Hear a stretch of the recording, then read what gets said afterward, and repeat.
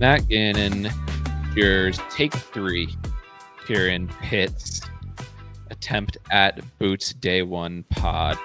Oh, there's always something going. We've got the music going again. It's a good song. It's looping. It's sounding good. Okay. We're going to keep going because the third time's the charm. We're battling. As we're trying to level up our Airbnb game a little bit. The listeners have talked before that the sound when we're in the same room doesn't always sound the best. I think Philly Crick, the last time we had dual boots, worked out pretty good. We've battled some early issues, but now I think we're in position for a powerful Day 1 boots pod. Yeah, I mean, when you get in the biggest Airbnb in Pennsylvania, sometimes the router is just too far from their other room. So we dealt with adversity. We moved rooms, and now we should be dialed for this long pod. So buckle up. It's going to be a good one. Yeah. Quality Airbnb this week in Pitts. The selection here in Pitts was nice. We're right by, I don't know where we are because you picked me up at the airport this morning. I flew in from New York. You had driven in from Jersey the night before. You like to drive. You're a man of the road. Ultimately a man of the road. How many miles do you think you've put on the Tesla since you acquired it? 12,000. Actually, no, that I looked at it today. Got it in not that long ago, so it's been enough. It's been enough. Drove it from Florida to New Jersey, so that was a big trip. And yeah, I'm always on the road going to these Boots events, so I like it better than flying. I like having the car with me. I like taking my time stopping at convenience stores specifically and eating snacks at convenience stores. That is my guilty pleasure. You could move the mic a little bit closer still. I would say we could get the mic in a little bit better position, or talk a little louder. That's dog. That's dog though. That's sounding a lot better, at least to me. But yeah, we're battling through here. Like I said, I don't know totally where you picked me up at the airport. You drove us to the shuttle pickup spot. About a 20, 25-minute shuttle, very reasonable shuttle experience, and we'll talk through everything that took place. The infrastructure, it all matters. We've seen what can happen when we declare bad infrastructure at a venue. We've seen what takes place there, so we got to touch on everything that takes place. But Jers, I was excited for this Boots. Boots is always exciting. It's always fun. It's great that we get to do this. It's hard work. I think, for people who think I don't know what people think ultimately, but it is tough. Lots of steps that we get in on the day-to-day basis. But it's one of the most fun things that exists, and we couldn't do it without the supporters, without the people who support the pod. So as always, shout out to everyone who's been there from day one. But 4 years ago was day one. Brookline Boots, 4 years ago. That's where we invented Boots. You invented Boots. Give yourself some credit. Okay. Pat on the back for myself again. Trademark. I invented Boots. That's trademark Boots. But now you're the man of Boots. So it's like, I may have invented it, but I handed off the ultimate reins to you on the Boots. But this was up there with, I think, is excited, or at least I'm interested in finding out ultimately how the course is going to play versus what all the talk has been about, because I think this has been one of the most talked about, the most videos I've seen, the most early rough drop videos. They were dropping months in advance this time around. So I was excited. How are you feeling coming into the day? What was your prep pre-Boots? Yeah, I mean, U.S. Open, no matter where we are, no matter we're here or not here, it's always a week to look forward to on the golf calendar. And now that we're here, and now that we had it planned the last few months, I was geared up for Oakmont. And this major schedule was great for us travel-wise because we were East Coast guys. At least you're half an East Coast guy. And it was easy to get to. Philly was easy to get to. So this little month run we had going, I was like, we got Philly, we got Quail, we got Oakmont. And Oakmont was, from what we've seen on TV in 2016, what we've seen back in 2007 or whenever it was, great test, a lot of golf, a lot of fun golf, and happy to be back, happy to see the course in the flesh. And it was definitely stood up to that in some regards. And I think, like I said, what's been interesting, I feel, this is true of most majors, but I think it's most true of the U.S. Opens since we've started doing Boots back in the day, that there's more talk about the course. I feel like I hear more thoughts about the course for U.S. Opens maybe than other majors. Obviously, Augusta's, it's the same place every year. It's only going to change so much when there's changes. We hear about those. The PGA, it's ultimately the PGA. You know, at the end of the day, no matter how hyped we might be for every major, the average common fan, I don't think is going to be talking as much about the PGA. And then the Open, I feel like people never really know what to expect of the Open. It's kind of its different beast, kind of a mystery until we find out what happens over across the P. But lots of talk about the U.S. Open, and there's always been narratives going into some of these courses. I remember LACC, for example, and all I had heard about was like how scrambling and difficult around the greens, like runoffs, firm and fast, like Cam Smith. this is the path. And ever since then, and then I went there and I saw Nuclear Central was the only path. Guys were actually the most off the tee I've ever seen. And since then, I've tried to avoid the narrative of what the course is, just because it makes it hard when you're hearing one thing and then what you're seeing with your eyes. And historically, I would say when we stick with what we see with our eyes, that's the better way to go. And because of that, I try to avoid it, but I couldn't avoid it this time. That's why I bring this up. It was everywhere. Avoid it. I came in with sky-high expectations of as difficult of a golf course as we've seen in multiple years of doing boots across all the majors. That's what I expected. Is that what you expected coming into the day? Yeah, and like with that being said, like how the first two majors of the year, we kind of know what to expect in some regards. Like these last two, the U.S. Open and the British Open, some of the best boots of the year because no one really knows. So we get such great intel, and like that makes us so excited going into the week. But yeah, I definitely was thinking similar things going into. Like we see the narrative on Twitter, see the narrative online. If you're not in the fairway, you pack your bags, the rough stuff like that. So yeah, I definitely had some sort of idea of what we were looking for, some sort of idea of what a difficult test we were going to see. And we'll say right now, it's surely going to be a difficult test. We're not trying to change any narratives there or hide in that regards. But obviously, you'll hear what we think in the near future. But I was very excited. I had those pre-existing thoughts of a specific golfer when I got on site before I got on site. And yeah, so it's cool to see how our thoughts changed today and as the week goes on. And all of this for me is to say this course from purely like setup, and you hear deep rough, you hear beast of a test, you hear the hardest golf course, you hear 290-yard par threes, you hear everything, the kitchen sink about Oakmont. I can't come on here, and no matter how much fun it would be to have a contrarian take and give some hot take, and there will be plenty of hot takes throughout the pod, purely from what this golf course is, which is an absolute monster of a golf course where you are just beaten down for a vast majority of the day. That's what everybody says about Oakmont. And based on what we saw today and where I think this is headed, absolutely fact, 100%, nothing to add. It With is that, what it is. Well, with that being said, I do think what our narrative on what we're looking for in a golfer is not the entire, like the 100% group think. I don't think it's the exact thing of what the full narrative is, and you'll hear that shortly. So I don't think you're fully online with the main narrative of the week, like fairway, like driving accuracy, plotter. You need to be that guy, which I'm seeing more than I thought I was going to see. So that's definitely not our take. Yeah. And we'll touch on that. And I do agree that, yeah, like the conversation about distance versus accuracy versus how important driving is versus other elements is probably the most discussion that I saw when we always, we do boots, we get online. It's kind of interesting sometimes to see the difference of like what we're seeing out there and then maybe what the most talked about things are. And sometimes they overline, sometimes they don't. But purely from the like, this is a serious US Open golf course. And we'll talk more about what the specific skill sets or things you're going to need to see. Purely from like all the talk was this is going to be one of the toughest US Opens that you can have. Fair. That I am fully signing up for. Okay, and yeah, because we're the first ones to say, like, we know an unserious golf course when we see one, and we'll talk in maybe some poor fashion time in the past, and we're not scared to do that if we see it. What did we call the truest? What do we call Philly? We call it TPC Philly Crick or something like that. I was hopeful that we were going to get the chance to call it TPC Oakmont, but unfortunately, that would have been good. With that, unfortunately, that situation does not. We definitely called it something funnier than TPC Philly Crick, but if it comes to me, I'll definitely spit it out. But yeah, this I will say TPC Cricket Ranch.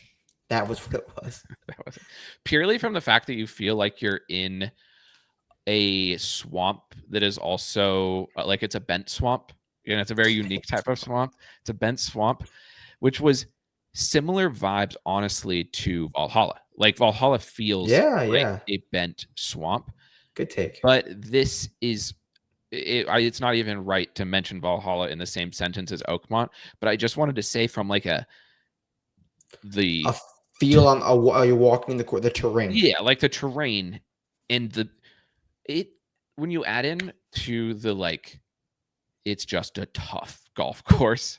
Pittsburgh, steel. We saw a lot of that on the drive in. Obviously, you picked me up at the airport. We drove here. We got to see a nice run through the Philly area. I called it Americana when we like drove through here. I was like, it was a nice journey, a nice change of pace getting out of the city, coming over from New York.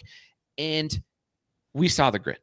We saw the tenacity that's needed here in Pittsburgh and the steel-toed boots. And we'll talk more about the shirts soon enough. The swamp, the ground was. I've never had to get a new pair of shoes after one day of boots. I said Philly Cricket Club's the wettest golf course I've ever seen, and it was. This is another beast of damp, and it was hot. It's just a brute. Yeah, in every regard. Truly, like if you are even 50% of a white collar person, don't even show up. Don't even watch the tournament, because it is this blue collar of a city, of a golf tournament that I can imagine. It's just true grit, true tenacity. You're in for it from hole one. Should we do the hole by hole? Sometimes we roll the hole by hole out of the gates, and you said straight out of the gates from hole one, it's time to put on the steel-toed boots. It's time to clock in. It's time to go to work, because we saw every time we go to the hole by hole, we end up going on a meandering journey, and then the hole by hole is a great way to do the pod, because it gives us little nooks and crannies of different topics. So, and that usually takes us to the end of the pod. So hole by hole, get ready for 18. And it usually reminds us too of things that we saw as we were walking around. Right. Like I need to picture myself where I was standing and what I was seeing to be able to totally reminisce for the folks. But yeah, hard hat golf starts on the very first hole. It is like you really have to button.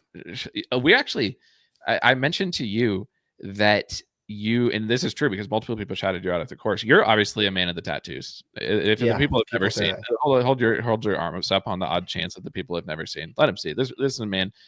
Every time this is we started to get down to hole one and we've gone on a true tangent here, but I'm going to tie it all back together. Okay. Every time we go boots, one of the things that honestly stands out is you get a half dozen tattoo shout outs per boots. I think based on what I've seen here, again, just the like tenacity of the area, you blend in also from a tattoo perspective in the greater Pittsburgh area, from what I'm saying. Yeah, I definitely wasn't like thinking that. I know there's some parts of the country where are more tattooed individuals. I was not thinking Pittsburgh would have been one of those places, but yeah, I did notice a few today. So happy to be around some of my people. It's always the pod's the best because we truly have no idea plan where it's going to be going, where it's going to be tough. But all of this being said, I say all these things complimentary at Pittsburgh. I've enjoyed my time. I specifically said to you, I would. I can't. I don't have time. But if I had time, I would happily stay here a little bit longer, kind of see the areas, go to a baseball game because the stadium looks absolutely sick. The bridges, it's a cool city. Like the tenacity is that we're strokes gained dogs, guys. All of these things are compliments. We like a place with strokes gained dog, and this fits the bill. Besides the Mexican, it wasn't great, but we'll overcome that. Everything else about Pittsburgh so far, one day in, love it. Well, I remember what I said to you before we started. I said I had a great experience in Pittsburgh a few years back with intern Brendan, and it's going well again right now. So I'm a fan of Pittsburgh, and also you said the bridges. We might have to factor in Jacob Bridgman to the model. We didn't think of that yet. He does, in fact, build bridges.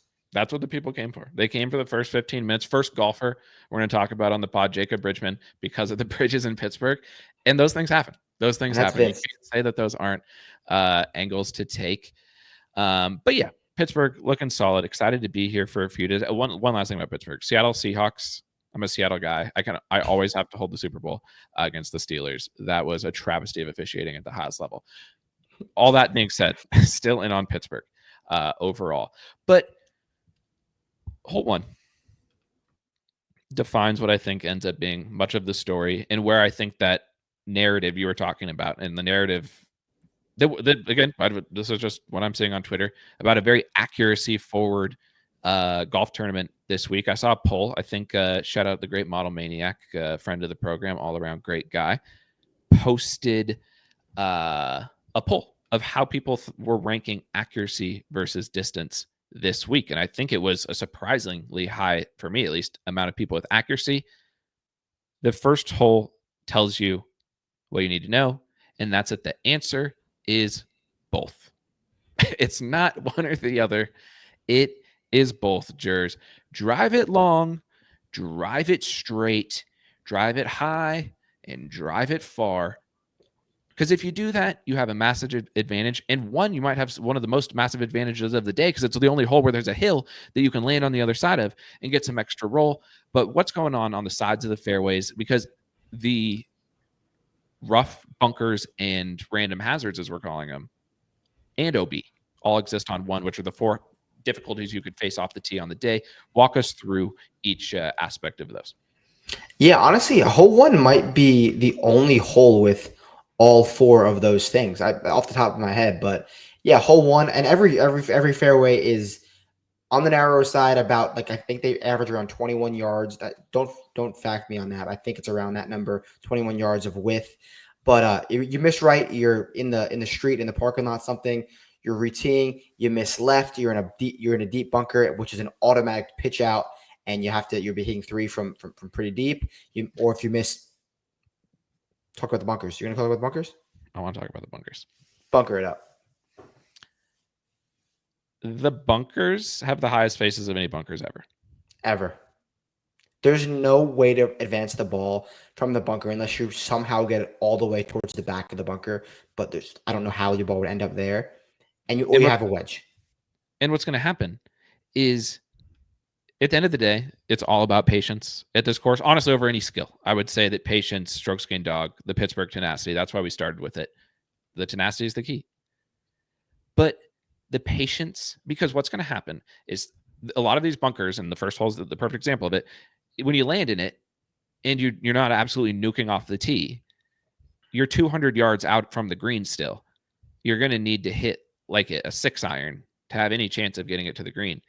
And guys are going to get greedy because they're tired of driving it bad. They're tired of scrambling. They're tired of the par mentality. And they're going to get aggressive because it's a fairway bunker. And these guys think they can hit fucking 3 woods out of the fairway bunkers.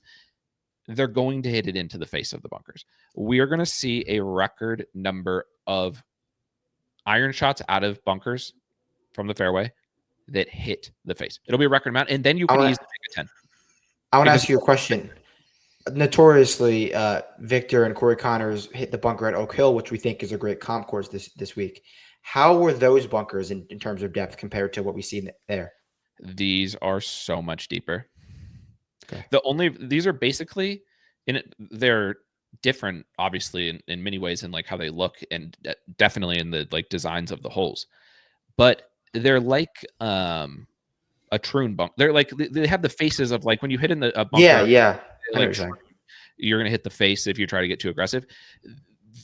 They're not pot bunkers. They're just deep, regular bunkers with like super high like mounding faces. And what's gonna happen when you hit the face? And if your guy does this is more of a preparation, because you're gonna have a guy who you bet who does this week, and it's gonna be a real problem when it happens. And this is why, for everything we say for the rest of the pod, I wrote this up on the site. Remember that you can't have guys who are reckless and dumb. Just like that's always kind of true. Honestly, it's not always kind of true. A lot of golf courses on the PGA Tour, that doesn't really matter that much. But if you go to bet a guy, if you go to play a guy in DFS, if you go to in any way, shape, or form engage in rooting for this golfer this week, you have to ask yourself, is this person going to do something reckless? Because if they are, is this person going to have 5 minutes where they're like, fuck this, and they're going to do something crazy? Because it's not going to take much. And the fairway bunkers, I think, are going to be one of the best examples of it. Because if you hit it into the face because you get too aggressive and you don't just pitch out and take your 100-yard wedge shot, I don't know what you'll make, because the faces have the thick rough on them. And who knows what happens from there. Anything can happen from there. So that's basically, when we say fairway bunkers, when we go over these next 18 holes, that's what we mean. They're impossible. They're pitch outs. Don't ever get too greedy. And then to the left of hole 1 is a random hazard of uncertainty, which are sprinkled throughout the course in random spots that you have a slight miss, bang, you're in a red penalty area with, you're like, how did that happen? I didn't even know this was here. And they're very narrow, like 5 to 6 yards wide, and they're just in the most specific spots that will bite you. And that hole 1 has all 4 of them. So yeah, it's probably one of definitely one of the tougher holes on the course. But if you do manage to hit that long and straight Matthew Pavone style drive, use a downhill slope, and you could potentially score. And I want to talk a little bit more about we haven't even got to the rough. That's the crazy thing. We haven't even got to the rough is the hazards. We've talked about the bunkers because, as you said, this is true on a vast majority of bunkers. When we say fairway bunker, don't think like, oh, that's better than the rough because you're in the fairway bunker.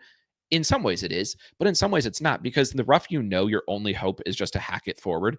The bunker is going to entice you into doing something crazy when it's never going to work. Don't even try it. If it does work, it's on, like, thank the lucky stars and don't do it again, because the random hazards of uncertainty, I called them the random hazards on the site. Last year we had the sandy zones of uncertainty, famously at Pine, the sandy zones of uncertainty. We came on here after the first day of Boots Pine, and we said the sandy zones of uncertainty are just that. Sometimes you're going to get boned, sometimes you're not, but they're going to bone you a lot less than you think. I think people last year thought the sandy zones of uncertainty would be problematic, but as we saw, Plinko, you famously hit them as hard as you could with your water bottle. We knew how sturdy they were. These, first of all, didn't know this course had, because again, I don't try to do too much research on the course ahead of time. I want to let my eyes speak to me.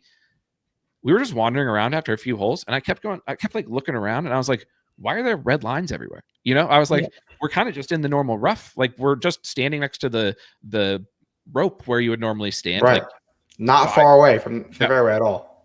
8 yards, maybe at most, maybe less, like 3 to 5 yards. And I'm like, what is going on here? And then you would just look, and running up the entire side of the hole is waist high hay. And then like underneath it is like clumpy, deeper rough, and it sinks down in a trough, and the troughs are very narrow. So even if you can hit your ball, which I think a reasonable amount of times you'll be able to have like a whack at it, your stance is going to be, what? Yeah.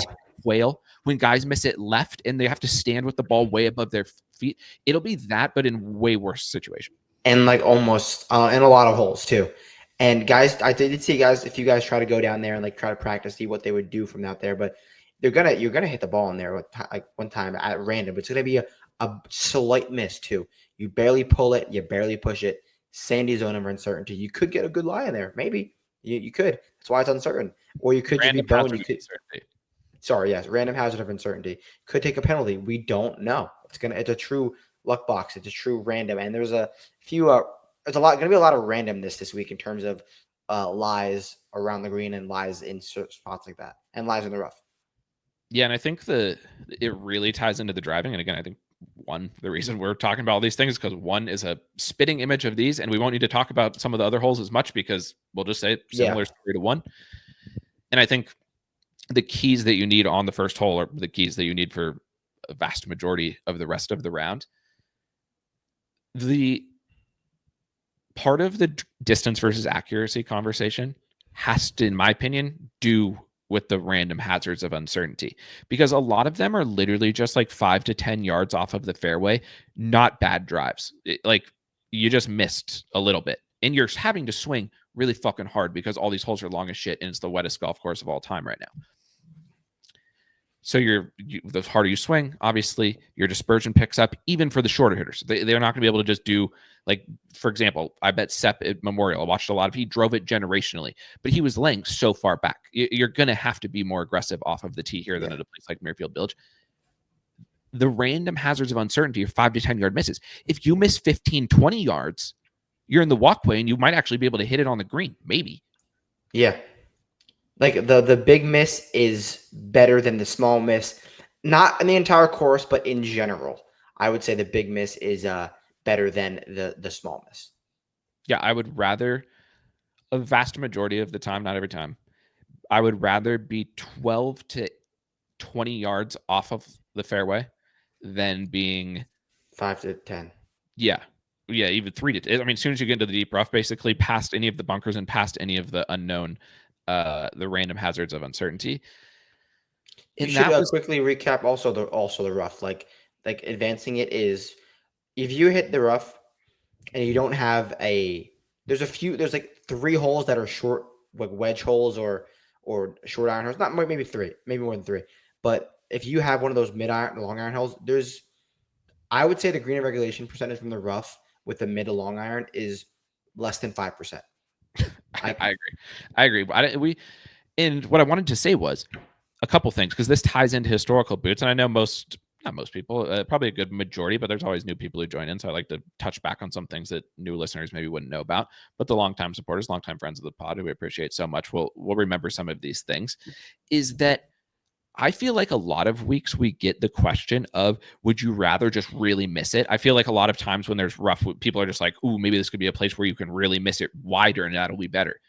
I haven't heard as much about that this week, but this is actually a place where you can do that. This is a spot where that's actually better for one of the rare times I would say we've ever seen in boots. And then the second part is that the rough is so dense. The only other time I've seen this is at Oak Hill. That Great was comp.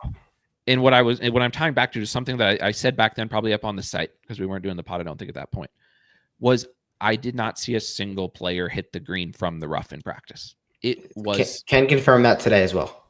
It was effectively impossible. And then that largely came true. And that became a generational driving week, generational iron play type of week. This was the same today. You said 5%. I genuinely agree with you. If you are out of side of 150, you legitimately have no chance of hitting the green. Even at Oak Hill, from like a little bit closer, you could have a good chance of hitting, not a good chance, but a reasonable chance of hitting the green. This from 150 to 200 is you have no chance. So it's like, and that's where your only chance, if you're not in the fairway, is actually to be in that 12 to 20 yard wide range, because anything between 12 to the edge of the fairway outside of 150 plus, which is a good chunk of the par fours. I have 2 things to say. Now I think it really makes sense as to because we talked about this. The viewing from outside the ropes is not great. It's really far away. And usually at golf tournaments, they close it in a little bit where you can get decently close. Now, like that's worse for the players because if you're in the walkway where the people are walking, you can advance the ball. The walkways are like really narrow, and the rough area is wider than I feel like it could be. They could easily close it in a little bit. So if you are in that, like the walkways are going to be, I think, harder to hit than they are in most weeks. You know what I'm saying? Yeah. We were complaining about like not being so close to the guys. Yeah. But that's where I think it's like it's rewarding a wilder miss than it would if it was. And I agree, like you still would much rather be in the fairway than slinging any of these types of shots that we've just been talking about.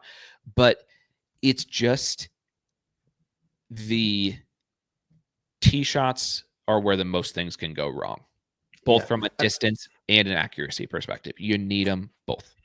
And also, I wanted to say while you were finishing up editing, I was listening to a few interviews of the players, and a lot of media people ask the guys about like hack out rough, like you're in the rough and you just have to chip out with a wedge, and that's not the case.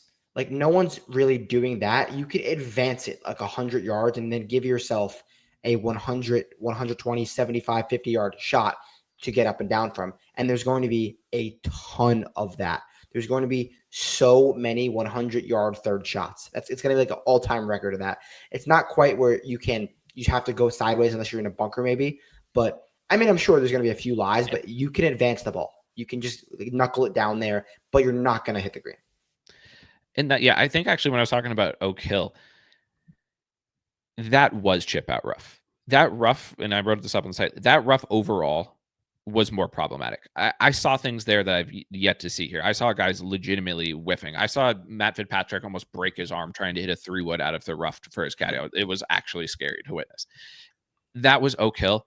We're not there yet. We could get there, but at least here you could theoretically try to hit the green from 150 to 200. Like at Oak Hill, it was just a sideways chip out, so it was also 0% chance.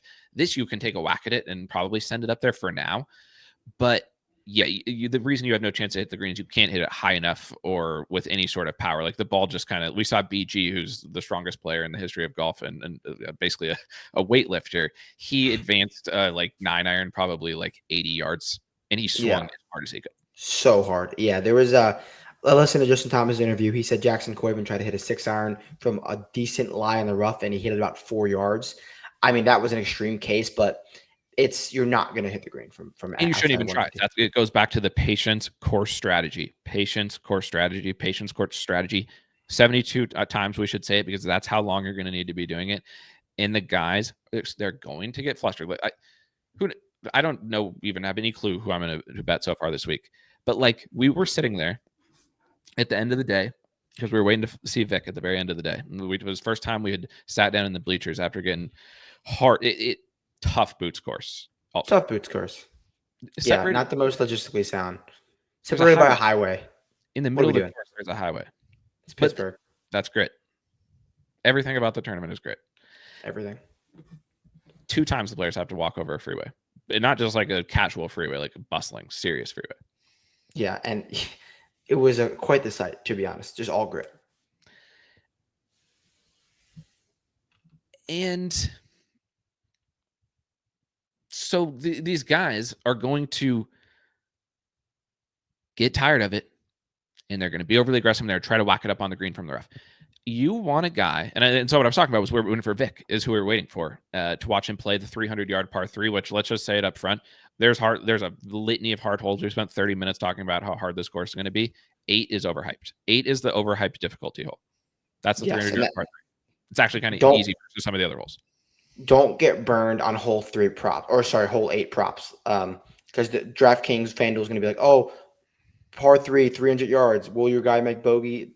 Don't get burned on him. There's going to be, obviously, guys are going to make bogey. It's not an easy hole, but the prices are going to be a bit egregious. Be careful with those. And that's because you have to hit, on every hole at this course, you basically see where we'll make an ace, but that's it. Yeah. See where ace is the easiest bet ever. But at least on 8, because every hole in this course, basically, you need to be really good with your long irons and your drivers and your driver and your woods. 8 is actually kind of wide, and it's one of the easiest greens. It's actually one of the easier, like, long club shots of the day, and because of that, it's really not straightforward, as difficult. But it just goes back to the patience required throughout the day, and we're waiting for Vic, and he came up there, and we like what we saw from Vic, but Vic just jumped out to me as a guy who will make an 8. I was looking at Vic, and I was like, he will play great. I want to bet him so bad because it all makes sense and the number's good. But Vic will make an 8, and Scottie won't, or Bryson won't, or Rom won't. Like, Rom probably will also make an 8. Probably will.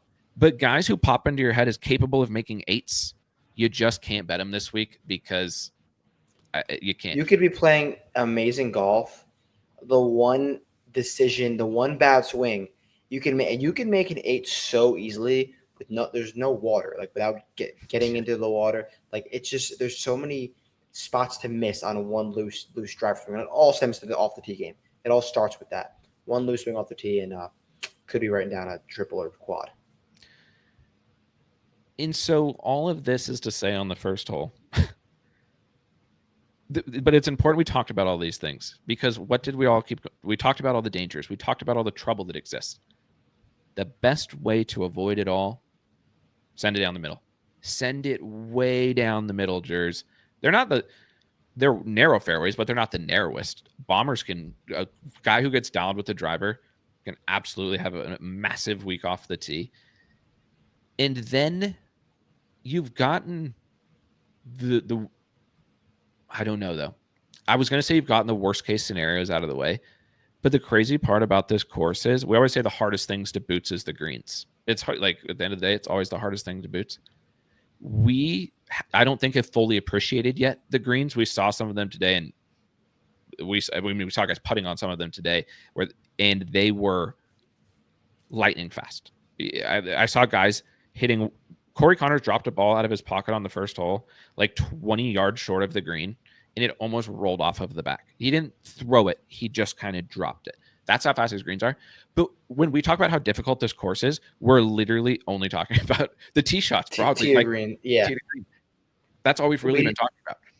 Yeah, and like, I mean, putting is hard to, when we're out there, it's hard to see who's putting well, who's not putting. It's freaking putting. You guys know what that is.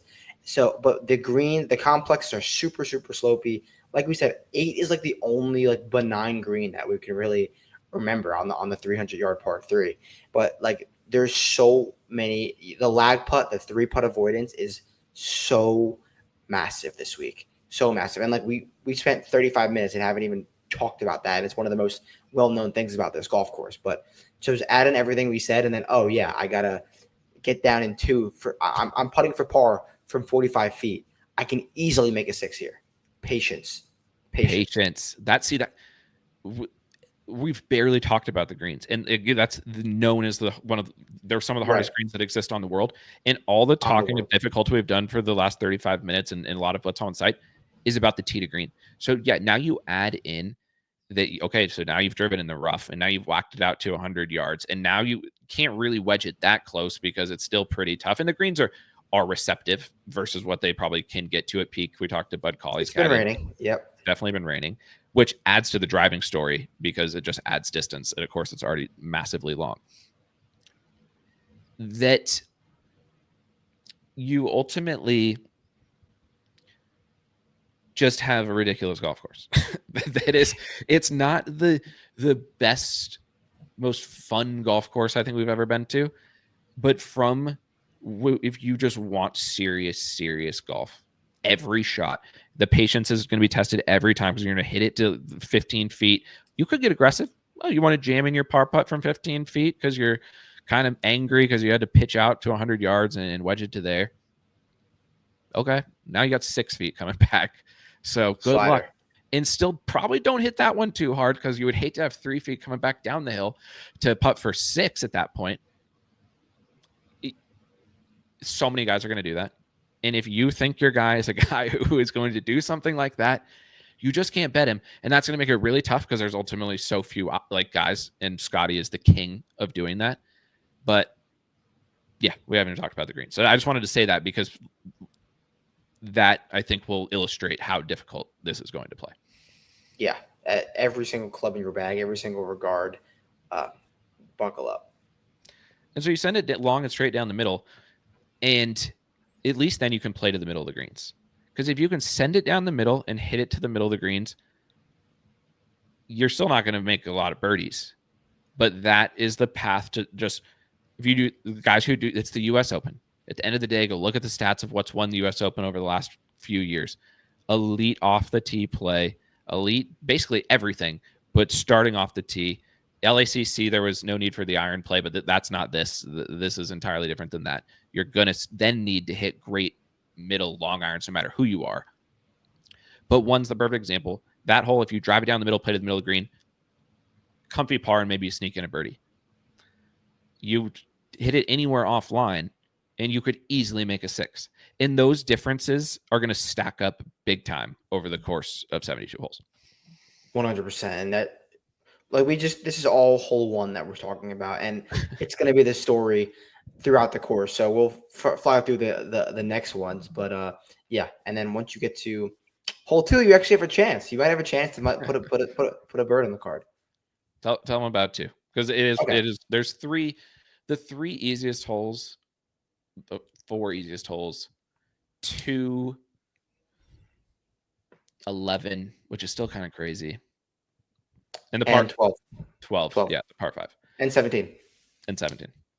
Yeah, but so 2 is 2 at Oak Hill. 2 is the exact same hole as 2 at Oak Hill. Yeah, wide landing area off the tee. Probably one of the widest landing areas off the tee outside of like hole 8. But still, there's this what's the hazard? What's the hazard name again? Random hazards of Random uncertainty. hazard of uncertainty up the left on 2. So if you do happen to pull it or get it in the wrong spot, you are in trouble. Right, there's bunkers which are like auto pitch outs, and this is just a straight drive. It doesn't have to be the longest drive, but then you have a short iron or wedge uphill to a green that you could possibly make a birdie. So all of that being said about 1, you can get 1 back on 2, but still there's spots to miss. And then we get to 3, which 9 is it's the church pew hole. Shout out to what was I going to say? I was going to shout out Philly Crick. Shout out G4, the company that makes the hats. The one I'm wearing? No, the 4-letter hats that are like, I'm making fun of them. Like the gimmicky hats that say like pews, and you know what I'm talking about. I know exactly what you're talking about. But what I was going to say is 9 at Philly Cricket Club was one of the most bent holes we've ever seen. You declared one of the most bent holes that you had ever seen. The church pews is like it can't be the most bent hole of all time because it's almost too fancy. Yeah. It's like a Michelin star version of the most bent hole of all time. It's it's a little different, but serious golf hole. Probably harder than number 1. Oh, for sure. Yeah. You need to step up there. Long and straight drive. Think Matthew Pavone. We're going to say his name a lot this pod. And then uphill long iron to a green that's sloping all off on every single side. Par is a great score. And the best way to get par and maybe have a chance for a birdie, drive it straight down the middle. Oh, nuke your I was middle. going to say be named Bob Mack, but yeah, that works too. I hope Bob Mack. We got to keep our eyes on Bob Mack. I thought it was going to be a generational wealth opportunity, but I'm not feeling it at the moment. 4 is a par 5 that actually for most players is going to end up being a wedge. It is too long. And one of my favorite par 5s I've ever seen, actually. Really? Ask you questions. It really does. Like you have to step up and hit a great drive. And then if you don't hit a great drive, you're pitching out and you're having 200 to 180 shot, and that's rare on most par 5s. Because even if you miss right in the rough on some par 5s, you can run one up there to 100. But there's bunkers guarding. You can't do that. So Harris English was 230 in for his third. Yeah, because he drove it in the bunker, and what we said with these bunkers, you can only wedge it out. He wedged it up with probably 50 yards and had a long iron into the par 5. But most guys, if you do hit the fairway, there's literally going to be a handful of guys that can reach the green. And we talked to each other, do you even want to go for this green in 2? Because over the green is about as big as drop off as there is on the course in terms of green side to where the green is. So if you can hit the fairway, wedge, hit a long iron, hit a hybrid, hit a wood to inside 100 yards, and then you have a wedge. Scoring opportunity, obviously, but still not an easy hole. And set up with a good drive. Need the good drive. Because if not, you're hitting your third from 230, and good luck. And good luck, because that's when you're going to get frustrated, Jers, because you're going to say this is a par 5. I want a birdie. There's only 2 par 5s on this course. I'm desperate for a birdie. I'm 230 out, but I'm going to fucking take it on. I'm going to put this one close. And then you're making a 7. And then you're packing your bags. Patience. Remain calm. Breathe. Strokes gained caddy is massive this week. Strokes gained caddy in a different regard. Like strokes gained being cool with your caddy is huge this week. Because you got to have a vibes guy in the bag. You can't have someone you're easily going to say no to. Like Collin's going to say no to Joe too many times this week. Collin's going to be like, I can hit this shot. Should we do the Collin conversation? Yeah, I guess. People are here for it. And it's 45 minutes in, and we're on hole 4. We will be at 5 soon. But what I was going to say is we try to just rip the content nonstop. We put 7,500 words up onto this. We did boots. We stopped and got Mexican food, which is tradition. Straight into riding for a few hours, doing the model. 7,500 words on the course up on the site. And now we're ripping the pod. You were about to say something? By the way, our process is I do the writing on the course. I take a ton of notes on Google or Google Docs, modern technology, great thing. And Adam dials it in, main editor, the boss man, adds in a ton of his own words. This is one of the best write-ups I've ever seen. So shout out you. You did a great job on that. Go check it out on the site. You're going to get a ton. 7,500 words is not a joke. That's like not something you just do in an hour and a half. He did it. So just good work there. But yeah, keep going. Oh, well, thank you. I didn't expect the shout out, but I'll take it. I appreciate it. But at the end of the day, I love doing the Boots report on a new major course. Like it, and because we do just pound out riding. Like it's not the most fun sometimes to sit there after a long day at Boots. You kind of want to rest, but you got to go straight into ripping the content. But it's so fun. And I really do think that I enjoyed riding it of the most. I felt like it's one of those, it's nice when it's so obvious how the course is going to play. Right. Some weeks it takes until later in the week to like truly feel confident. This is one where I think we feel very confident about how the course is going to play. It's more about which of the handful of guys who actually could possibly play good enough to win here. It's so hard to think of guys who could win. Every time you see a guy, you just look at them and go, that guy has no chance of winning, because they just don't. They have no chance of winning. And it's so I enjoy doing it. It's up on the site, but we're this far into the pod, just say, if you're supporting the pod over on the site, we've got for $9.99 for the weekly, $34.99 for the monthly, the site, the models, there'll be Boots reports, there'll be all sorts of things up on the site. This week, I don't know how many, tomorrow, we always say this, day one of Boots is always getting a feel for the course. Day two, I'm excited for tomorrow because the tee sheet is looking great. Another great things about the majors, you get the tee sheet ahead of time. Shout out to Danes. That's the only report that'll be on the site tomorrow. Yeah. There'll be 4 reports. They'll all the be Danes and the Internationals, the Joaco group.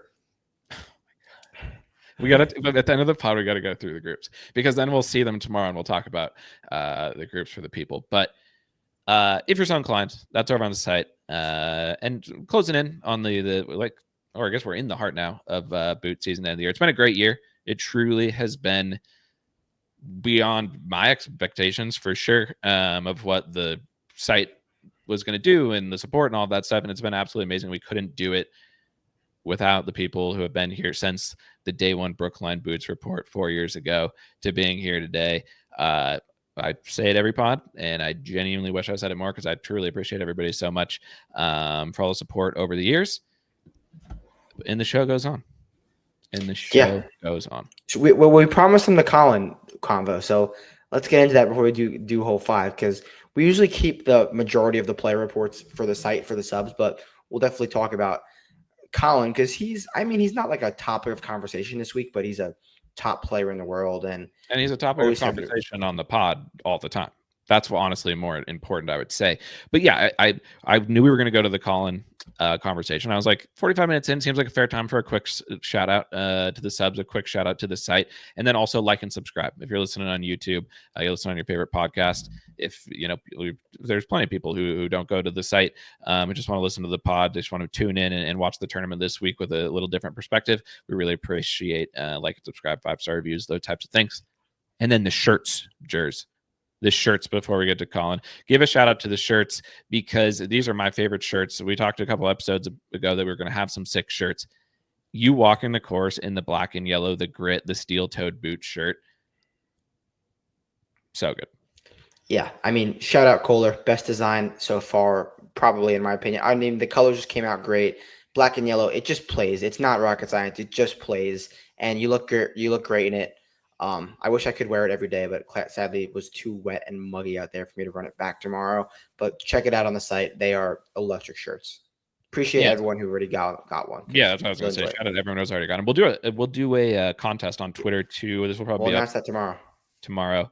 For some free giveaways on the shirts. They're awesome. I love them. Yeah, that was that's everything. That's all the things that we need to hype up. Was there anything else? No, I think no. Boots report tomorrow. Oh, I was going to say the merch tent. This is the best merch tent I've ever seen outside of the Open, because Thomas Dietrich was right in the door. Yeah, it was a good merch tent. It was smaller than I would have thought, but they didn't miss anything. They were like, all right, we're not going to have any bullshit in here. We're going to have only elite articles of clothing and articles of merch.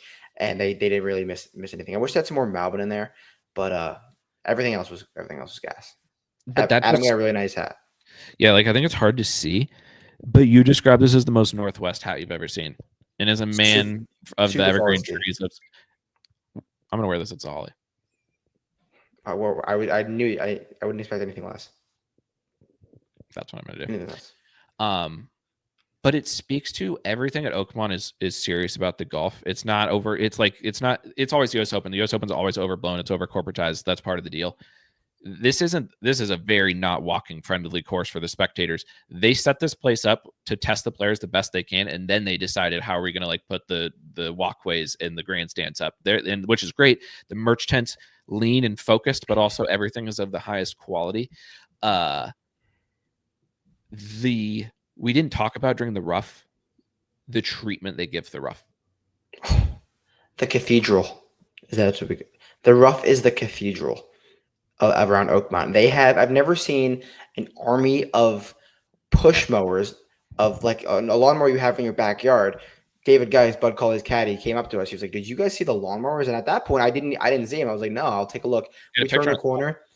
There's 50 grounds crew from age 15 to 40, just Pittsburgh natives built on grit, who are the only people in the world who could do this job, running up these not a short course, not short rough, thick rough with push lawnmowers, just absolutely.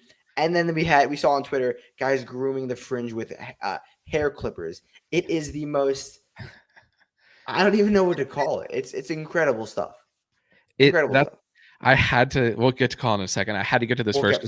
I would feel worse about forgetting this than forgetting the Collin story. The Collin story is nothing crazy. Because they were doing all sorts of different things to the rough. They were blow drying it because it was so wet. Like they never before seen that, and they know if they didn't dry it, it would be impossible. That's how crazy it was. If it was wet, and it might get wet later in the week. When it's wet, it's legitimately impossible to move the ball out of, and they had to use a leaf blower. The best example of this that we saw, because there also was the picture on Twitter of the guy holding the lawnmower above his head, mowing the side above the bunker. Because as we said, the bunker hills are so high. Some of them are insane. The one on 5 is actually the highest bunker face I've ever seen. The mowing remains consistently perfect. Record number of safety hazards in so many different regards around this course, around the but that guy could have chopped his hand off if the lawnmower would have fell. He was literally mowing the lawn at a 45-degree angle. This is insane. But it's Pittsburgh. It really is Pittsburgh. They don't mess around. Like Oakmont belongs in Pittsburgh. When I was telling people, I was telling my friends who aren't like golf people that I was going to Pittsburgh for a golf tournament. They were like, "Why are you going to Pittsburgh?" And I was like, "One of the greatest golf courses in America and the whole world is in Pittsburgh." And they were like, "What is it?" I was like, or they were like, "Why is it in Pittsburgh?" I was like, "Tenacity. This course is known for being the toughest course, and that's why it's in Pittsburgh." And they were like, "Oh, that makes sense." And it does. Now you see it with your eyes. Yeah, if they had this course in Florida, it would be a joke. It wouldn't. It would be basic. So glad it's in Pittsburgh, and it's holding true. Serious golf is played on bent golf courses. Serious golf is played on bent golf. What is your strategy if you do have a golfing child? This is what we're talking about today. If you have a golfing child and you want to raise them to challenge Scottie Scheffler as the greatest golfer of all time, you need them to only train at Royal Troon, Oakmont, and other championship level bent golf courses. Yes. Bent. You have to commit to bent. And one person who was doing that is Miles Russell.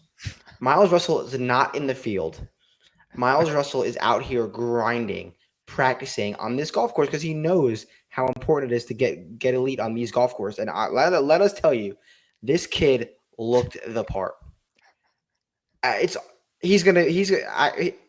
conversation we had with Dunlap this time last year, we're not going to do that yet, but there's a real world where Jack's record is broken by Miles Russell. Because Miles Russell, people are on the edge of their seats for the Collin story, which it'll probably not be a letdown because it's really not that great of a story. The Miles Russell story is honestly better.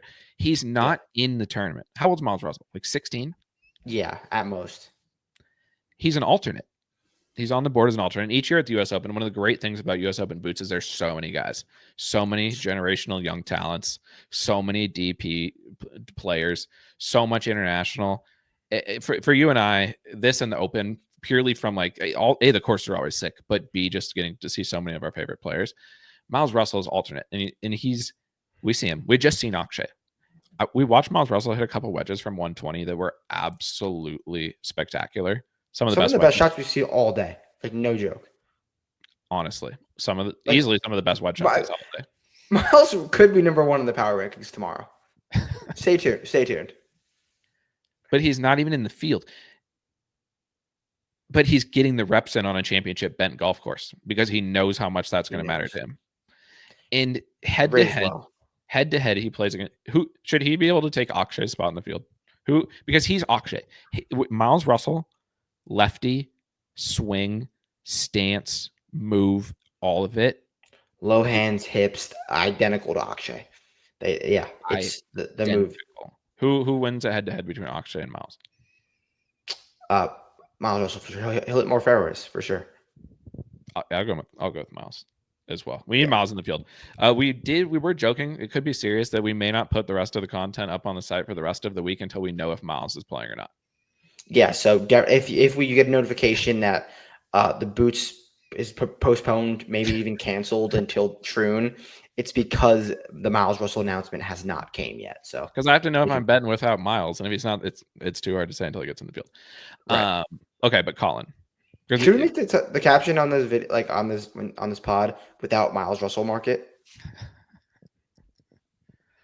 Honestly, maybe that would be the skip ahead people would be upset with a title like that, but maybe honestly because to me that was the most memorable Boots moment, and at the end of the day, that's what we're here for.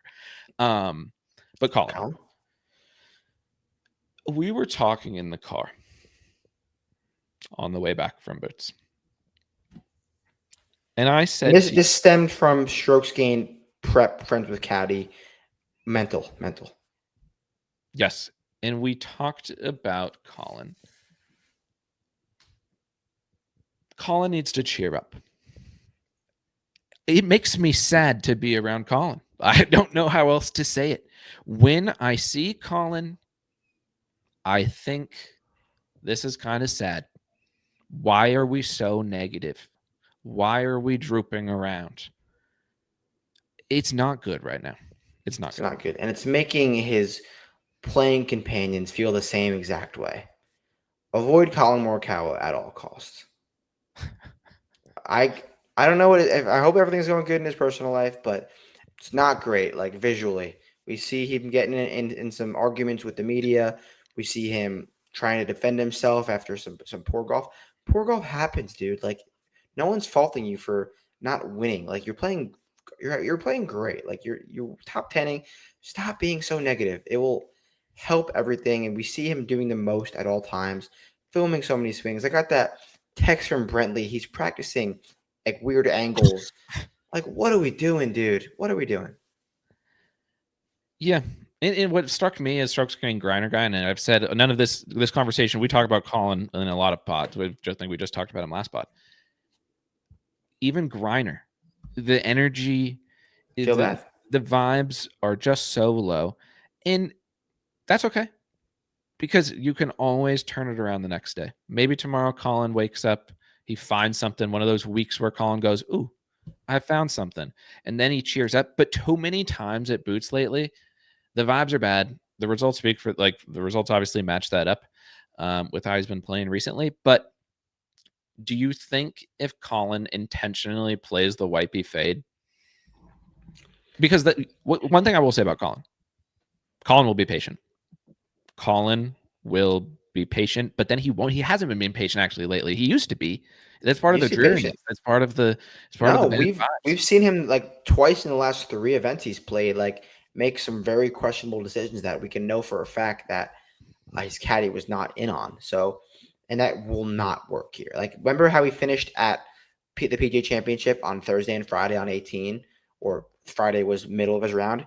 He tried to do too much, and if you do that here, it's going to be the same exact result. But talking about the wipey fade, Collin's big result here, Collin's best path to success here is don't even try to hit your fade. Aim so far left and hit a banana slice that you're so far back into the fairway, but you're hitting fairways every single time. Don't even bring the right rough into play. Just banana slice it, and then just become that 7-wood merchant. Lean into your long irons and hit the middle of the greens.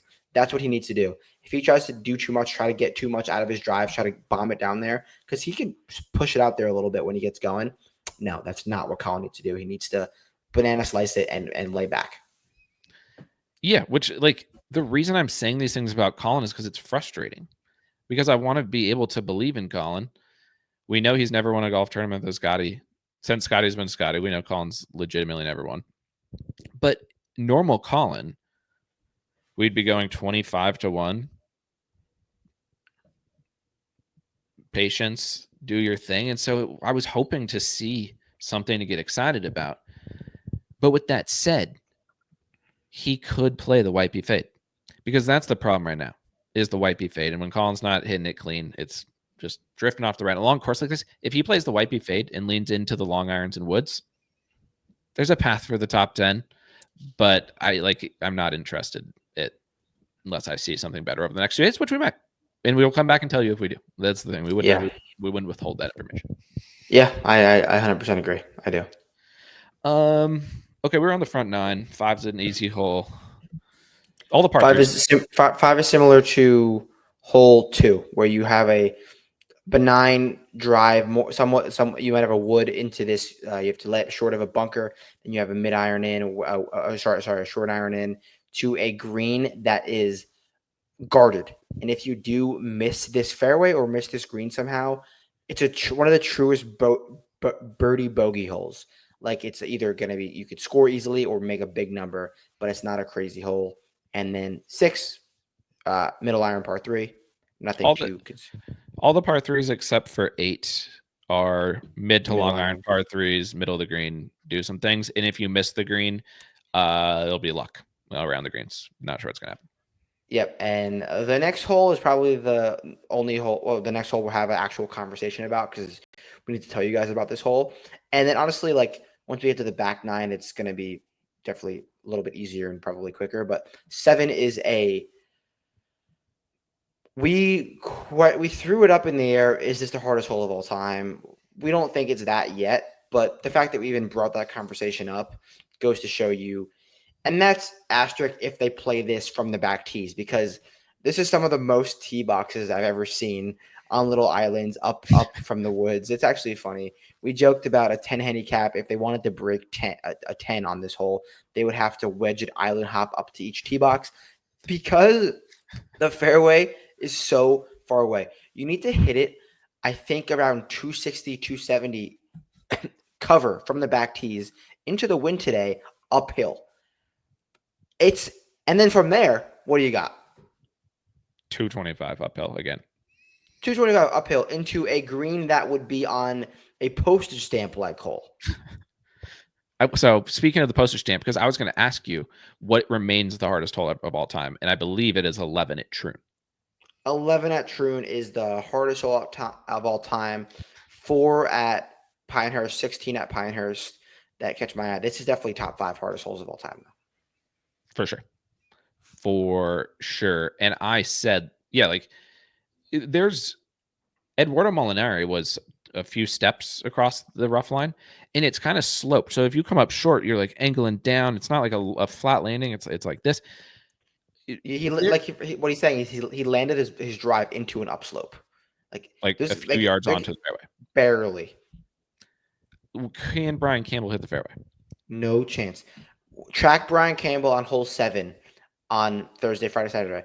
If they're playing this tee box, we have no way to know what tee box they're going to play unless you guys can tell us how we track tee boxes. And this would be huge for like prop markets, which I would sometimes dabble in.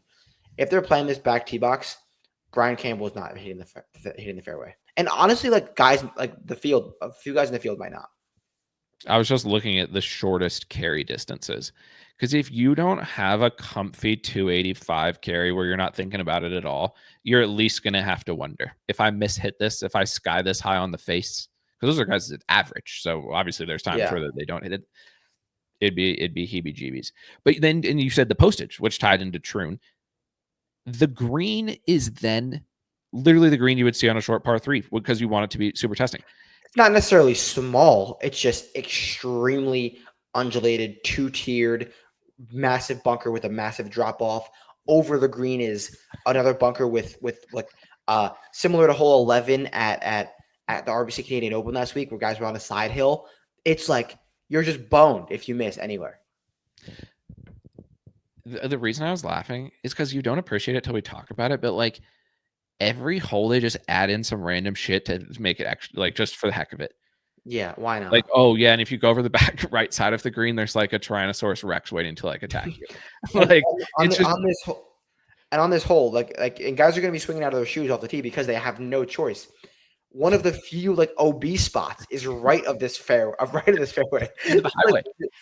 It's a highway, and before the highway, it's a massive like a lost ball. It's an auto lost ball. Like, you cannot find it in there. It's one of the fiercest random zones of uncertainty. That one's not uncertain. You're gone. Your ball's gone. Gone. Pack your bags. So if you play this hole, we said at +2 during the week, elite. 8's the where I talked to 8. 9. Another tough one. How would you rank the toughest holes? Give me your top 3 toughest holes. Because let's just talk about the contenders really quick. So we haven't got to all the holes in the back, but the back is easier for certain. Yeah. I mean, I guess we'll see how they do the tees. We'll see like where the pins are and stuff. That could change things. I'm not gonna say for certain yet. Let's see a few more days.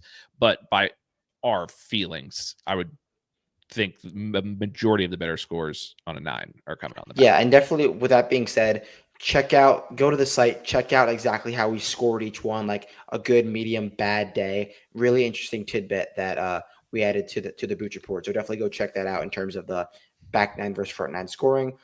So I would say hardest hole 7, second 15, third 9, fourth 18. That would be mine. And maybe one in that regard too. Yeah, I would say the contenders are 3, 7, 9, 15, and 18.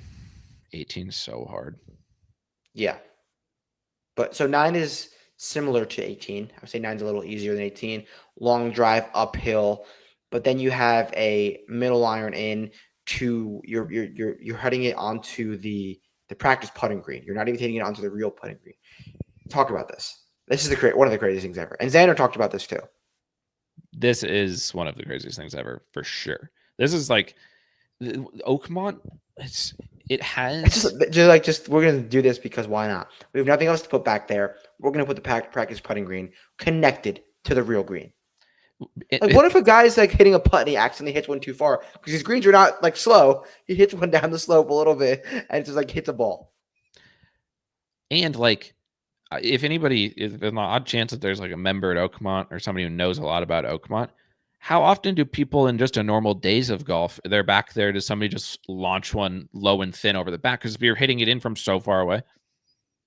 Yeah, it's par 5 for the members. So yeah, like I don't know what the logistics are. I don't know like what the rules are on where you could putt during the day at Oakmont, but who knows if they'll even allow them to putt during the tournament. But it's right next to the clubhouse.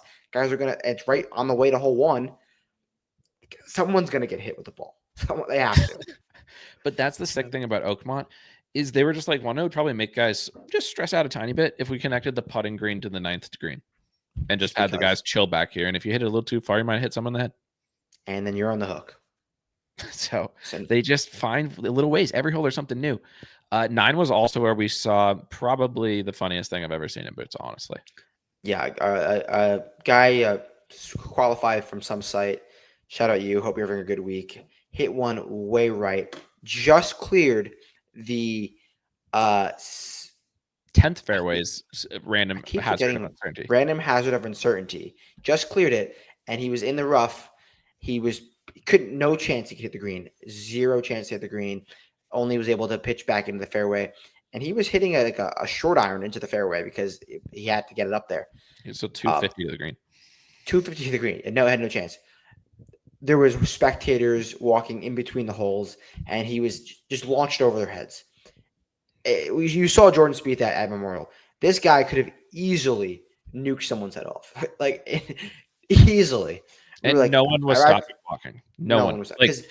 No one knew. It had to have been his first tournament, like big tournament. He didn't have much like gumption or caddy skill to be like, hold up. Like he didn't have that skill, which is another skill. Another note: if you're that type of player who doesn't have the crowd following them, you will lose your ball in the rough, and you'll get a. Tell your family, if there's any players listening, tell your families to make sure they're in position to scout your ball, because again, another reason I think they're trying to add to the challenge is all the people are working on mowing the rough, but there's nobody like really scouting as much as you would think. Gary Woodland lost his ball on a par 3 next to the flag. And he's playing with Scottie Scheffler, and there was a ton of people following him. He lost his ball. I think he finally dug it out. Well, like, he found it eventually. But still, he found it, but it still took him. That was the most marquee group, and it was on the green. Yeah, on a par 3, and it took him like he was having to search for his ball. But we saw plenty of people, off of fairways where it's just like it's the Troon situation. The strokes gain, you need people following you, or else you're increasing the chance of losing your ball. So make sure if you're one of those players that you're in position. If you're out there as a fan, be alert, because the ball's flying all over the place. The fairways are next to each other. No, but there's not a lot of spotters. I would say, it just adds to this isn't your standard kind of bougie US Open. This isn't LACC where there's like 3,000 fans and you have to drink 8 glasses of champagne to be allowed to go to the course that day. This is Pitts, and because of that, find your own ball. You know, this is find your own ball. Why do you need somebody to fucking find it for you? This is Pittsburgh. Yeah, you're right. This is blue collar. We don't mess around in Pittsburgh. But the 9th hole is a tough hole. And finally the people stopped. The guy hit it over, but it was a tense situation because I was like, I was probably 2 minutes away from myself stepping in and being like, "Hey, folks, like, yeah, it was like let this guy hit real quick," because he didn't have the tenacity to make that declaration. But then the back 9 gets easier. 10, you still need to send. 10 is hole 1, JV version. That's exactly what you wrote on the site. It's a downhill par 4. I do want to ask you this about 10 because I think it's a crazy thing. Did you see the creek towards the bottom of 10, the bottom of the hill? Yes. I don't know who it was.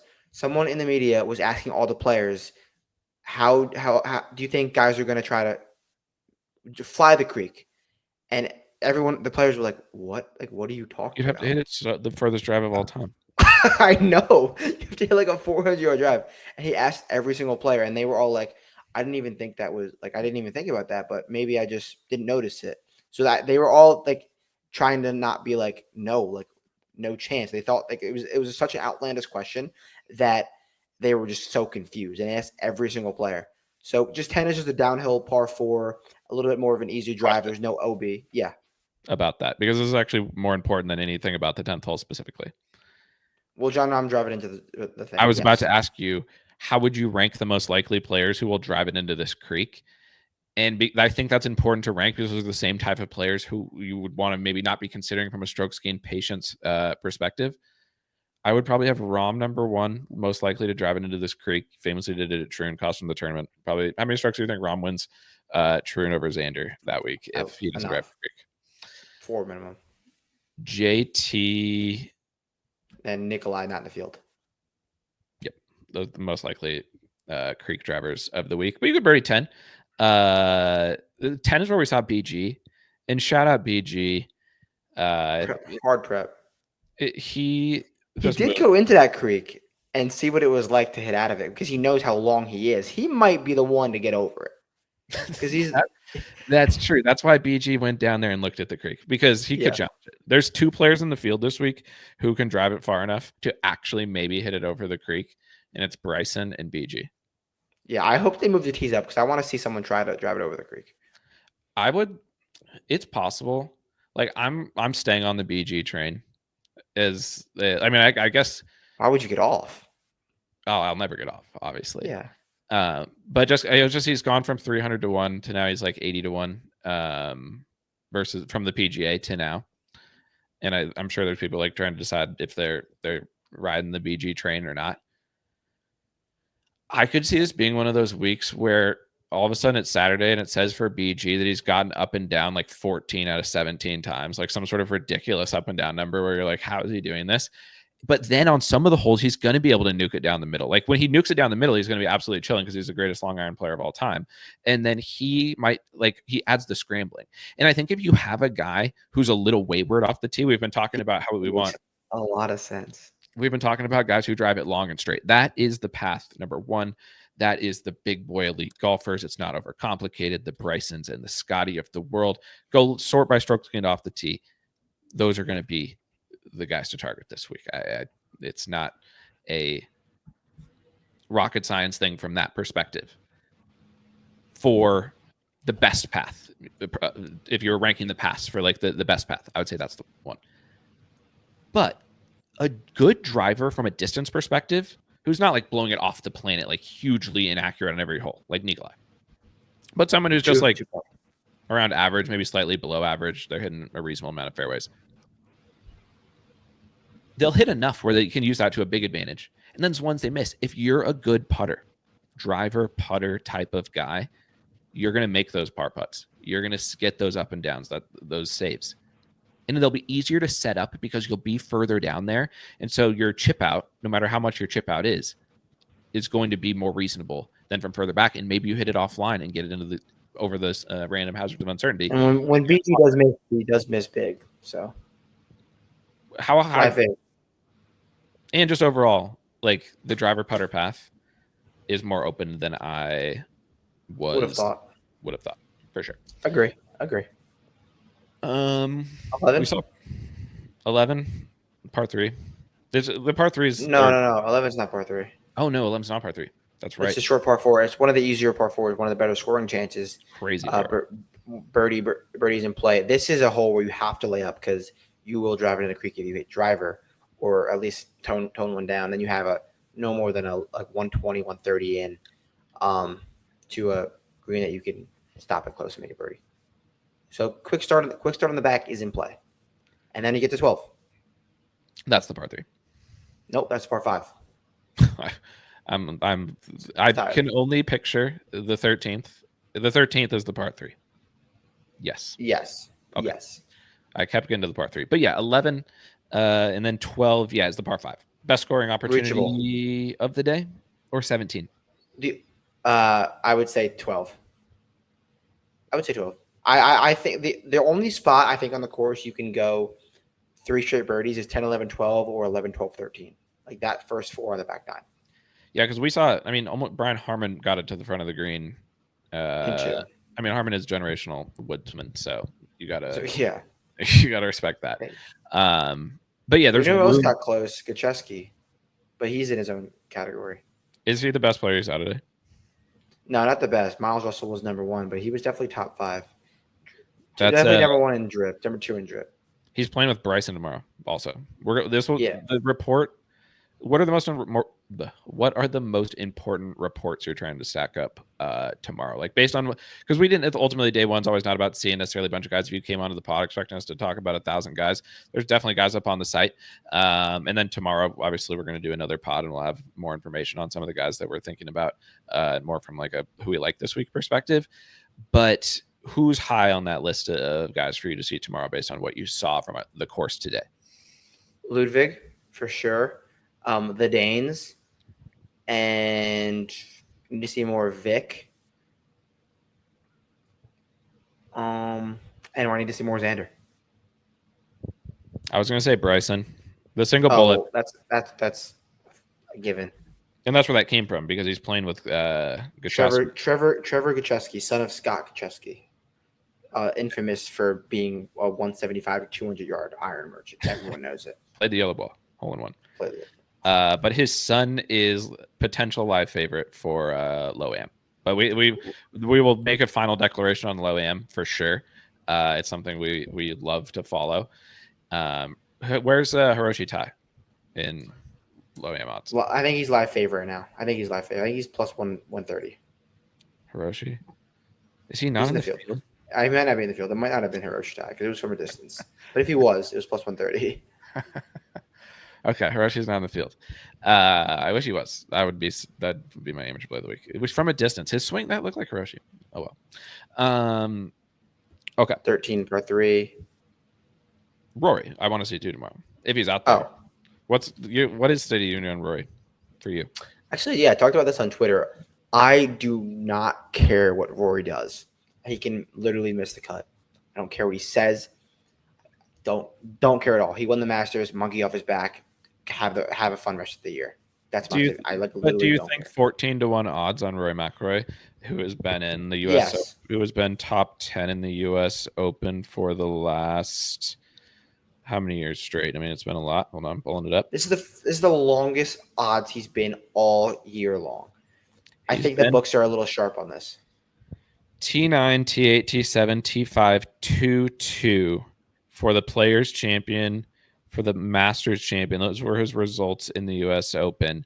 And he's now 14-1 on a course where we're talking about the potential for generational driving being a cheat code.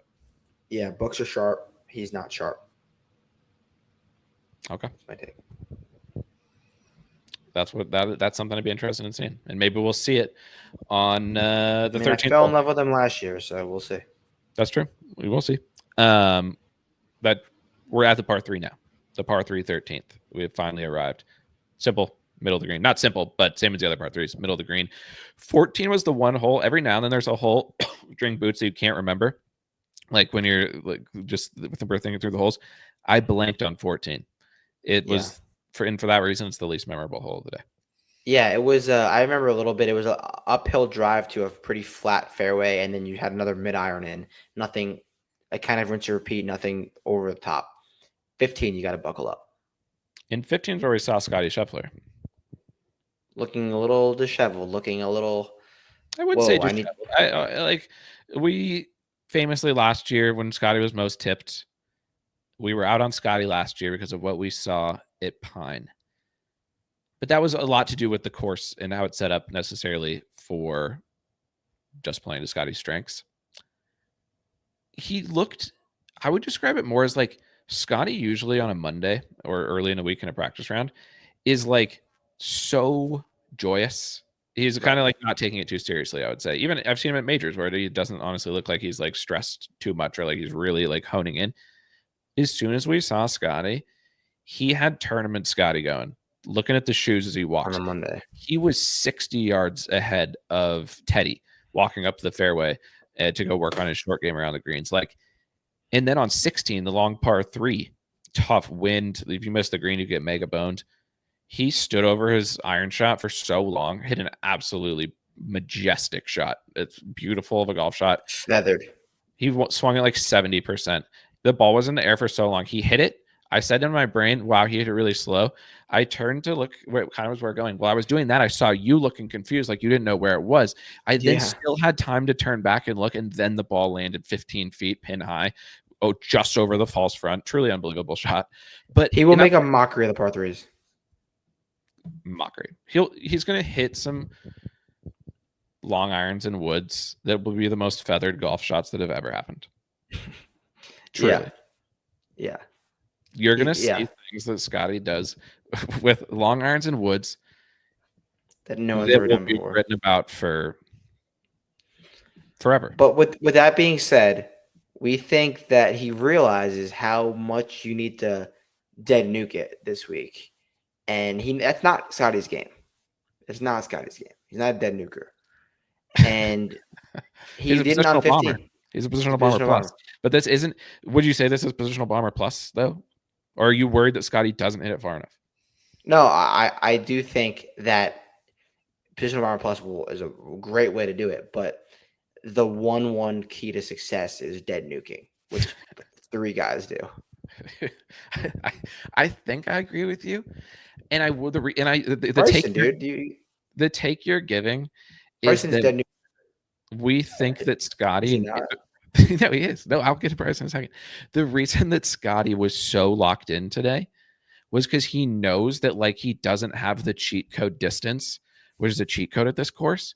And so he's got to be extra dialed because there's not going to be the 5-6 shot margin for error that he has at a place like Quail, because there the iron play was the most important thing. Yeah. Bryson, and what's Bryson's problem been the first 2 majors of the year? He's been hitting his irons terribly. The Masters, he was hitting the most ridiculous hooks. That's been the problem. That I'm not saying that shifts the 5-shot, 6-shot difference that a guy like Bryson's going to have to make up versus what he's been doing against Scottie in recent weeks. But it's a little bit more distance biased. And because of that, Yeah, maybe Scottie was more locked in on a Monday. And so that's why I can't decide if I think Scottie is a little bit off, because again, this isn't the version of Scottie that we normally see, if he's just extra dialed. And we'll decide as the week goes on. But I feel a tinge more hope that Scottie can be beat. Now, with that being said, does that mean there's only one other guy who can beat him, and it's Bryson, and I have to choose between single bullet Bryson or basically betting guys who I don't think can win? Because it's so hard to think of guys who can win this tournament. But I just think takes from Scottie specifically, I have a little bit more hope, a tad. But you're going to see things with those irons and woods that will That melt is the true. mind. He could be a little bit concerned about the logistics because we noticed the logistical issues immediately, and we know how Scottie feels in that regard. So it could have been anything. We will report back. We have 2 more days to report back on Scottie Scheffler and others, but that's a take it now. I'm going to do something on 15 because it's a tough golf hole. Reminds us of 7. Yep. You got to hit a perfect drive. If not, you're going to be chipping out, and then you have another mid-iron, long iron in for your third, which is what Scottie had to do on that hole. And then, so 16, par 3, easy. 17 might be the best scoring opportunity. People are saying it could be. Talk about 17. Drivable. There will be eagles from the front bunker. You're going to see it. You're going to see multiple guys in the front. They're going to cut to 17, and they're going to go, Minwoo Lee is in the bunker on 17, hitting a second, and he's going to make an eagle. He's going to go from a T37 on Sunday to T22, and he'll make that in on Sunday. Drivable. They should set it up on Sunday to be the shortest, I would say. Yeah, but not a guaranteed birdie. Like, you could also make a bogey. Yeah, it's a big fall off. Yeah. Got him. 18. We finally made it. We've covered the gambit. We've arrived at the 18th hole at Oakmont. You're beat up. You're tired. It's been the hardest day of your golfing career. That's what JT said. Did he? Really? Yeah, he said when he shot 69 here back in 16, hitting 4 fairways and chipped in 3 times, and it was the toughest day of his golfing career. Who? Never mind. Talk about 18 and Berger's way up the hole, because this is what's going to happen. But what I was going to say was, how far ahead would you need to be? Would you want your guy going to 18 this week, where you were like, let's say 2? Because you can make a 5 easily if you plan for it. No, I'm saying I wouldn't be comfortable if my guy even had a 2-shot lead. I would. Okay. Because you can make I'm thinking you could easily make a 5. Just lay back off the tee, wedge it up. You got to clear the false front. One of there might be the falsest false front in the history of golf, and it doesn't look like it's not like a super slope. It's just the way it's cut. It is. Nebraska. But yeah, Berger. Talk about the penalty, because you might not know where the fairway ends and where the green starts, so someone might incorrectly their ball. This is a big one. This is a good take. Another reason why you can't have careless golfers. You can't have a guy who's not thinking with dead focus for all 5.5 hours. The rounds are going to take forever out there. People are going to be ripe for penalties for not knowing where the green and the fairway intersect and when you can mark your ball. I don't know if they're going to do something about this. I don't know if there's a special rule that I'm not aware of, but I turned to you and I said JT is going to mark his ball off the green. Yeah, because a lot of guys are putting from well off the green because that's just how tight they're cut, and you can't tell. It's so hard. It looks very, very similar. So someone might just happen to mark their ball in the fairway and get stroked for it. So we'll see. But yeah, go back to Berger's way up 18, like small misses leading to a 6. Yeah, he rough off the tee. Not by far. 3 yards, 5 yards. You were closer to him when he hit it. His second. Yep. So he hit his second shot. He had I believe a 6-iron in, I think 180 to cover the front bunker to a little bit of an elevated green. Kind of whiffed it. He said he hit it, missed the face almost, and but this is the case. You missed the fairway. You have a middle iron in. You can't get it to the green. It rolled out to maybe 110 yards. Had that wedge in there. And if you don't hit a good wedge, the greens are slopey. The greens are not, they're tough greens like we had a bit on, which we didn't appreciate enough yet. So he hit it to a spot in the green where it rolled off, and then he was dealing with a dicey chip to a hard green, a dicey chip for his fourth shot. Got to get up and down for 5. Not an easy chip. Left with 9 feet for bogey, and there's your 6, and he missed in the smallest margins. That's why 18 is a good microcosm for all the holes too. And that's why I think I wouldn't be comfortable with the 2-shot lead. Because if your guy misses... Now, with that being said, if they get to the 18th tee and they've been generationally striping it down the middle and hitting it amazing, and that's why they have that 2-shot lead, you might feel a little bit better. But, like, do you genuinely believe at this point, and I'll leave you with this, and we'll go to the course first thing. It's a great day we've got stacked up tomorrow. One of the best tee sheets that I've been looking forward to seeing going into a Boots Day in a long time, mainly because we're there to see the Danes. How many golfers do you legitimately think can win this week? 12. 12. You could name off to me 12 people that you believe can win this tournament. Do you want me to? Yes. Okay. Scottie Scheffler, Bryson DeChambeau, Rory McIlroy, John Rahm, Ludwig Aubert. Wow. Justin Thomas, Brooks Koepka, Victor Hovland, Corey Connors, Ben Griffin. You need 2 more. I'm being honest. Ryan Gerard. No, not Bermuda. Long golf course though. Full trip. And then maybe Tone. I was gonna say Tone, but probably just like Nick Norgard, and that's it. Maybe so 11. See, and like some of those guys, sure, I could see them playing well, but Corey Connors, first round leader. A lock. That's a lock, actually. Can Shane win? Shane look comfortable out there. Dog. Historic low. Well, we didn't touch at all on Canada. The final thoughts on Canada. What did you see out there? DP, Ryan Fox, random year of the week. We weren't on it. We haven't been on either of Fox's wins. He was on the chart. What do you have to say about that? Chart playoff, good for you guys.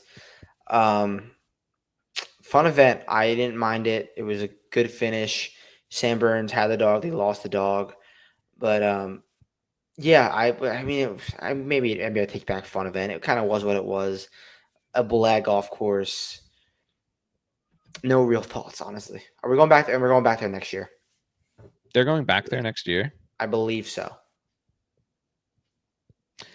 The guy I don't think you mentioned as somebody who could win the tournament. Oh. Just played, or one guy you did say is Brooks. And I will say that if this was old school Brooks, peak Brooks, I would be taking out loans and betting on Brooks Koepka. But sadly, those days are behind us. And so now, with that being said, the price is reasonable. And I'm so surprised you had him on your list because you're not a Brooks guy. And you said you not a Brooks guy, but I appreciate greatness. That's fair. Carlos Alcaraz. Dog champion. That was a Mount Rushmore of dog performance. But what I came on here to see was the pairing tomorrow that's going to show us the best golfer in the world, the greatest generational driver of all time, a player who just won LIV, making legitimately no putts, basically Scottie performance on LIV, hitting some of the most majestic drives I have ever seen. He was hitting the ball 5 feet high off of the tee, and then he'd hit it high. It was unbelievable. Joaco's playing with Johnny Vegas, Alvaro Ortiz, and Carlos Ortiz tomorrow. Vamos. That is going to be. There's another asterisk on the Boots Report too. Obviously the Miles Russell thing, and if we see things that we can't describe with a word right now from Joaco with Traj, we might leave the course and just because we can't handle it. It almost happened to us at Troon last year. And I mean, I'm not the Joaco. I love Joaco. I used to be more of a fan than I am now. Adam is in camp Joaco, but like I said, I appreciate greatness, and that could happen if like you guys get a text in the Discord. Sorry guys, no booch report. It's because your brain is melted by something that Walker did off the tee. It can happen. It can happen. Like, it's not likely, but it's something you have to be aware of when you're watching Joaco, is that he may hit a shot so unbelievable that it blows your mind. Yeah, and sorry, we're not going to refund you. Final question at the hour 34 mark on the Boots One pod. Does Joaco hit it with too much shape? Is this a course where you could genuinely, if you're too saucy, if you think too much action with your shapes, this is a straight in front of you golf course. Hit it as laser straight as you've ever hit the golf ball. The thing is, he could do that though. He can hit it straight. He doesn't want to. He doesn't want to though, and neither does JT. They both have that same issue, and that could be an issue here. We'll see what his lines are tomorrow. We'll report back specifically on Joaco's lines and angles and decisions off the tee. If I see Joaco hitting, not a great caddy. Champion on live though, repeatedly. They don't just, that man is probably. I actually wanted to ask you this. So I'll leave you with best this. Job in the world. Was Joaco's win last week bad for his career? It's getting bad for his career for sure, sure. I think because he defeated Bryson and some other guys, it can only help him. I think like the times the time that he beating Bond in the rain might have been the hardest part of the whole thing. Like, it's one thing to beat when he wins against like random guys. Like, I think it can only help him. We go to these tournaments, all the guys at the top of the lift board or at the odds board, not all of them, but two of the top four, Bryson and Rahm, he's beating them so often. That has to give him more confidence, but it's getting bad for his career but the reason it's not quite bad for his career yet for me is he also is just coming off his best major finish. There's signs of life. He was the second best score on the week over the last 54 holes. What a coincidence. At Quail. I just need to see if he's committed to hitting laser beams because he's going to want to sauce it up. And that goes back to the discipline. And you just want to step up there. Point A, point B. Straight, long, far, elite ball striking, middle of the green, Bob Mack, National Open mindset, par mindset, Jers, print the shirts with par across the front of them. We'll go see more of it tomorrow. And we'll report back. Great pod.